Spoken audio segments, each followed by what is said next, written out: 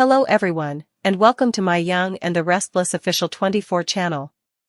I hope everyone is having a wonderful day. Before we begin, please hit the subscribe button and give this video a thumbs up. Kane exposes himself after sex with Phyllis, and Lily receives a reality check. In Los Angeles, Nick's on the phone with Victor, back at the ranch, telling him that Noah's left the hospital against advice and dismissed his guard. He reveals that his son has been having an affair with Sienna Bacall. If they're not together, it's possible that he's in real trouble. Victor promises to relay this to Michael Baldwin. Victor learns from Nick that Matt Clark is back. He wants revenge on him and Sharon and is using their son to get it. The mustache is stunned to hear that Matt is Mitch. They told Noah, but he kicked them out of the room and now he's missing. Mentioning that Detective Burrows may be on Matt's payroll, Victor will have Baldwin look into them both. Nick phone. Nikki, meanwhile, spots Lily at Society and they have an exchange about Noah. Lily steps away to take a call from Maddie, and admits she's been talking to her dad, who is trying to be the man they remember. Unfortunately, she says, it ended on a more complicated note. What's Kane up to? At that very moment, in Phyllis's suite, she grabs Ashby and says she wants this. Doffing his shirt, Kane begins undressing her and they keep making out.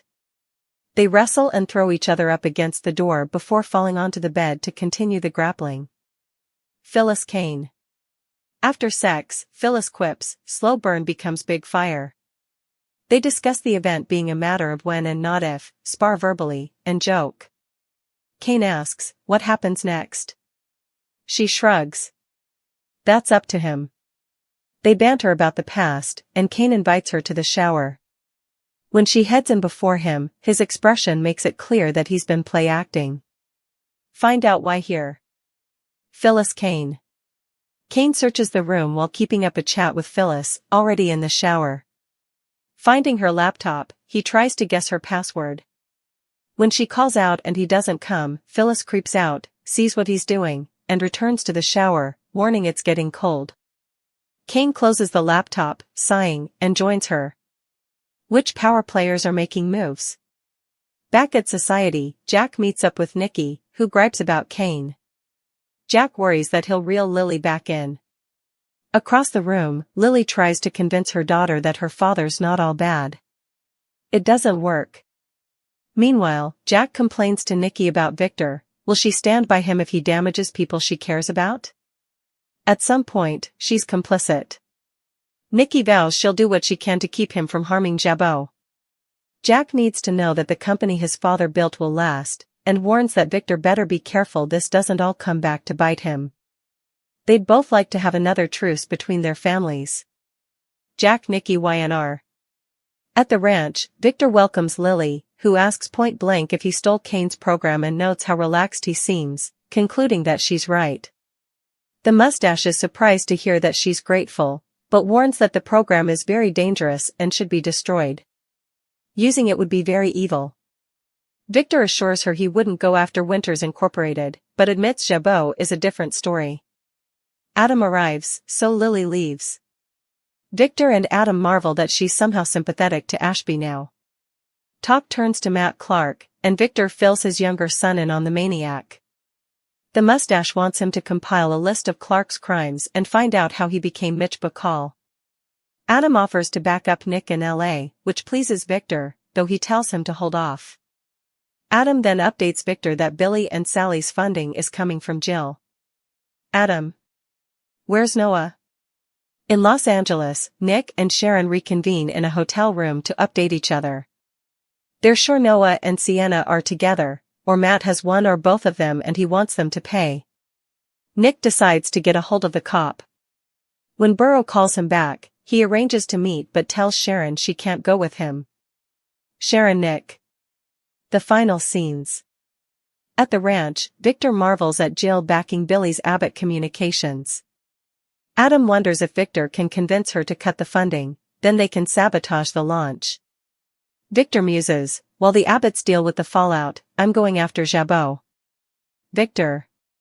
At the club, Lily looks at her phone, thinking about contacting Kane as she flashes back to him saying he'll do anything to get her back. She decides against it and heads for the door, just in time to see Kane and Phyllis come down the stairs together holding hands. Phyllis catches Kane snooping on laptop before Lily's crushing blow. Phyllis Summers will catch Kane Ashby snooping on her laptop before Lily Winters faces a crushing blow. At Society, Lily will have a brief encounter with Nikki Newman before she talks to Maddie Ashby over the phone and gives her a nudge toward forgiving Kane. Nikki will meet with Jack Abbott soon after, so he'll express concern about her being complicit in Victor Newman's destructive plans and caught up in the fallout. At the ranch, Nick Newman will give Victor updates on Noah Newman checking himself out of the hospital and will admit he's been having an affair with Sienna Bacall. Nick will also come clean about Matt Clark somehow returning from the grave and resurfacing as Mitch Bacall. Victor will agree to do more investigating and look into Detective Burrow since Nick will believe he's on Matt's payroll. There'll be fears about Matt being behind Noah's disappearance, so Nick will discuss those with Sharon Newman when she reconvenes with him. Nick will eventually get Detective Burrow on the phone and set up a meeting to discuss his fears that Noah might be at risk again. Sharon will want to tag along, but Nick will shut down that idea. Back in Genoa City, Lily will visit Victor and try to pry the truth out of him regarding the AI program attack on Kane. Although Lily will like the fact that it gave Kane a wake-up call, she'll still seem worried about Victor's intentions. Adam will interrupt on Tuesday's YNR episode, but Lily will suggest they were wrapping things up anyway. Once Lily is gone, Victor will give Adam all the latest Matt news and a brief history lesson. Victor will want Adam to compile a list of Matt's past crimes and figure out how he became Mitch Bacall. Adam will express his willingness to give Nick backup in Los Angeles if need be, so Victor will appreciate the show of family loyalty. The conversation will shift to Adam digging into Billy Abbott's new investor. After following the money trail to Hong Kong, Adam will admit he figured out Jill Abbott is the one funding Abbott Communications. Victor will plan to convince Jill to pull the funding, so Adam will think they can deliver that curveball to Billy at the upcoming launch party. Once the Abbotts are dealing with the aftermath, Victor will intend on using the distraction to target Jack and Jabot.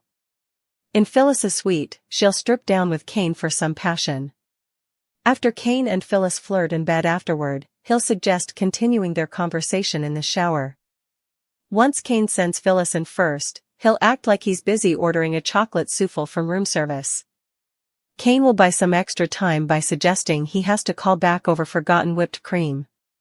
That'll give Kane a chance to snoop on Phyllis's laptop, so he'll mull over what a hacker's password would be. Kane will take too long, so Phyllis will end up peeking around the corner and catch what he's really up to. Phyllis won't let on like she saw anything, so Kane will eventually give up and join her in the shower.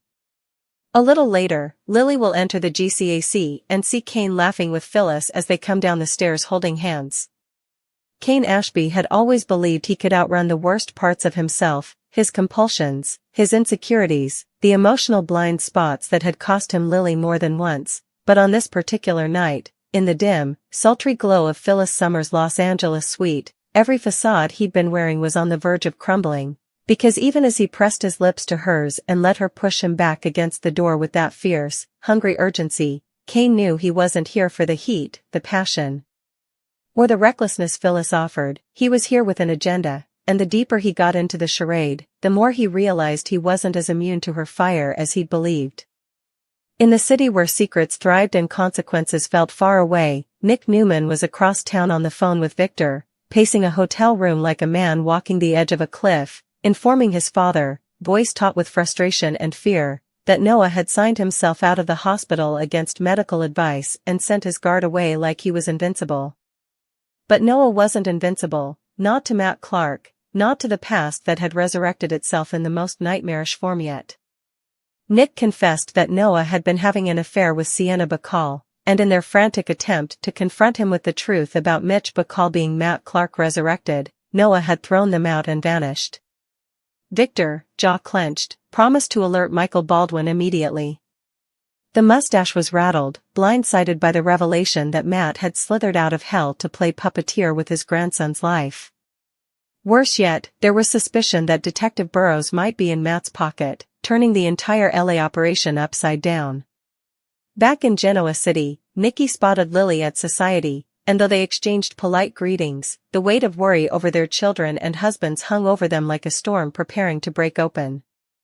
Lily stepped away to take a call from Maddie, softening as she tried to assure her daughter that Kane was trying, really trying, to be the man he used to be, the man they both loved, even if their last conversation had ended on a confusing, jagged note.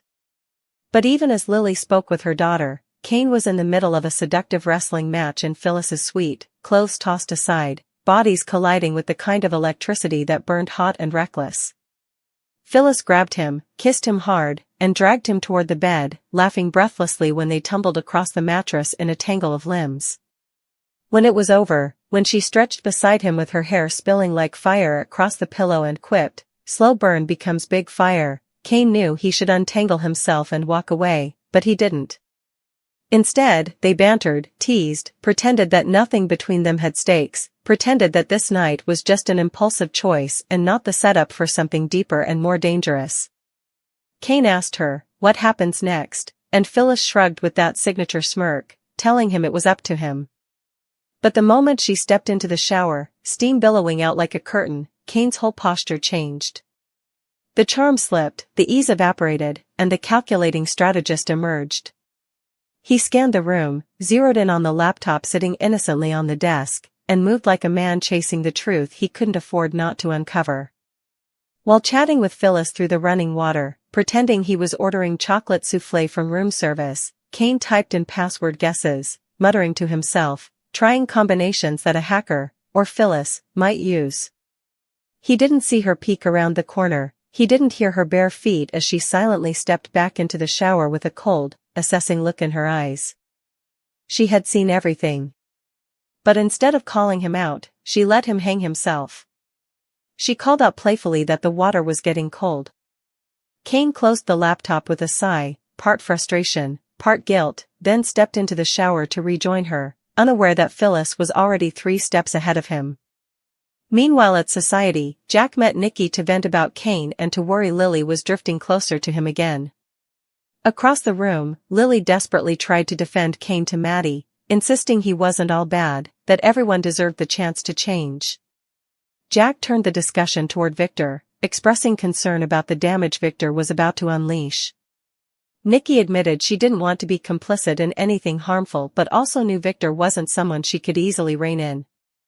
Jack warned her that one day Victor's schemes would backfire and blow everything sky high, and both of them privately wished for another truce between their warring clans before more collateral damage accumulated. Later at the ranch, Lily confronted Victor directly, asking whether he'd stolen Kane's AI program. Victor didn't deny it, his demeanor far too calm for Lily's comfort, and she realized her suspicion was correct. Strange as it was, she felt grateful, it had been the slap Kane needed to wake up. But Victor warned her that the program was a loaded weapon, something that should never see the light of day again. He promised he wouldn't go after Winters Incorporated, though Jabot was a different matter entirely. When Adam arrived and Lily left, Victor filled him in on the Matt Clark situation, ordering him to compile a complete list of Matt's crimes and determine how in the world he'd come back as Mitch Bacall. Adam was ready to fly to LA to back up Nick, but Victor told him to wait. They shifted to talk of Billy Abbott's venture, and Adam revealed that Jill was secretly funding Abbott Communications from Hong Kong. Victor, eyes gleaming with strategy, mused that if he could convince Jill to pull the funding, he and Adam could crush Billy's launch and, amid the chaos, target Jack and Jabot next. Back in LA. Nick and Sharon reunited in their hotel room, both shaken by Noah's disappearance and sick with worry that Matt had gotten to him, or that Noah had willingly run off with Sienna without grasping the danger. Nick managed to get Detective Burrows on the line and scheduled a meeting, but when Sharon insisted on coming, he shut her down firmly, not wanting to risk Matt targeting her again. Meanwhile, Phyllis and Kane finished their shower truce, and though Kane tried to play it cool, the worry he'd been exposed gnawed at him. He dressed, smirked, flirted, but Phyllis's eyes were sharper now, assessing him like a puzzle she fully intended to solve.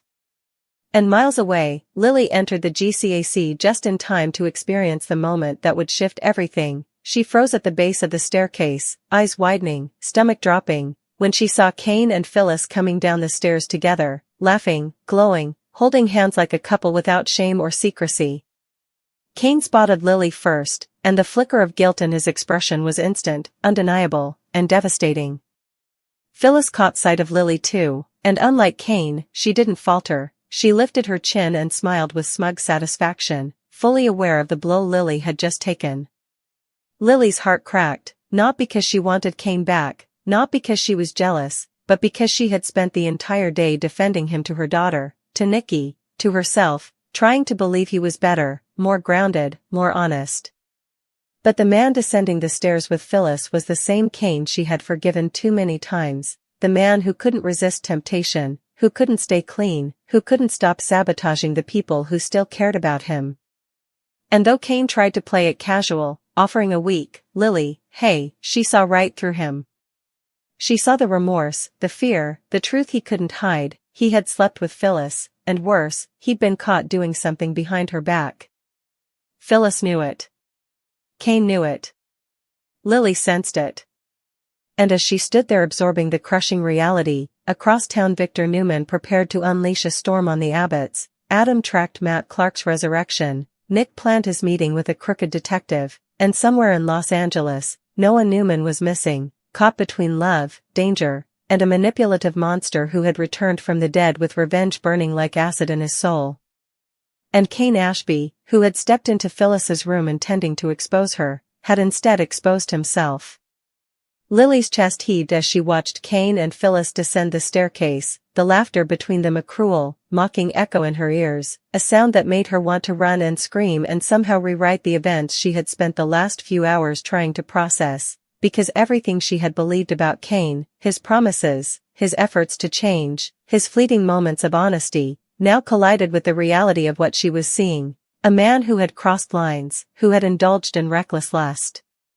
Without regard for anyone at all, and a woman who had always known how to manipulate, how to seduce, and now, how to humiliate without uttering a single word, and Lily knew, deep in her bones, that this moment would echo for weeks, months, maybe even years, that this betrayal wasn't just about sex, it was about trust, about the fragile hope she had clung to that Kane Ashby could finally be the man she wanted him to be, the man her daughter deserved, the man she once had loved with a ferocity that made her forget everything else. And as she stood frozen, phone in hand from the brief conversation with Maddie, trying to summon composure to at least pretend she was fine, every memory of Kane's reassurances, his whispered promises in quiet rooms, his declarations that he would do anything to get her back, assaulted her like daggers, and she realized that forgiveness, at least tonight, would not come easily, if at all, because how could she trust a man who had just demonstrated that his impulses overrode every shred of decency he had supposedly cultivated over months of counseling, reflection, and careful effort? Meanwhile, in Los Angeles, Nick Newman was pacing the floor of the hotel suite, his phone pressed to his ear as he relayed to Sharon every minute detail he had gathered about Noah's disappearance, about Sienna Bacall, about the shocking revelation that Matt Clark had returned under the guise of Mitch Bacall, and every word he spoke dripped with anxiety, because Nick knew that Matt was not a man to underestimate, that he had been hell-bent on revenge before, and now, with Noah's vulnerability laid bare, he had the perfect opportunity to strike, to manipulate, to ruin lives again, and Sharon listened, her own pulse quickening, heart tightening at the thought of her son caught in a web of danger and deceit that neither of them had fully anticipated, while Victor Newman, back in Genoa City, sat in his expansive office at the ranch, steepling his fingers, mind racing with strategy, calculations, contingency plans, and the thrill of power, because here lay an opportunity not just to protect his family, but to exploit the chaos wrought by Matt Clark's return, to leverage the information Nick had gathered, to manipulate Adam into coordinating attacks on the Abbotts at precisely the right time, and to ensure that while Billy's launch party was consumed by scandal and financial chaos, Victor would swoop in to assert control over Jabot, over his rivals, over any lingering threat to his empire, and yet even as he plotted, he allowed himself a rare, fleeting moment of admiration for Lily Winters, who had walked into his office moments earlier and confronted him with a rare mix of courage and gratitude, acknowledging the wake-up call Kane had received while simultaneously demanding truth, demanding morality, demanding assurances that Victor Newman, the man infamous for destroying anyone in his path, would not misuse the AI program to harm Winters Incorporated, and Victor, with a careful balance of charm and menace, assured her that he would not, though the glint in his eye betrayed that he always intended to get what he wanted, to secure his advantage, and that if opportunity arose, he would exploit it mercilessly, as he always had. Adam, ever the loyal son, soaked in every detail, already making mental notes about Matt Clark's crimes, about how to support Nick if necessary, about tracking Jill Abbott's covert funding of Abbott Communications, about preparing for the strategic curveball they would deliver at the launch party, and all of this while Kane Ashby, completely unaware of the tectonic shifts happening miles away, lounged back on the edge of Phyllis's bed, tangled in the aftermath of passion, smiling as he made flippant remarks, while every gesture, every glance, every word was calculated to buy time, to dig deeper into Phyllis's secrets, to uncover information that might one day give him leverage, or at the very least,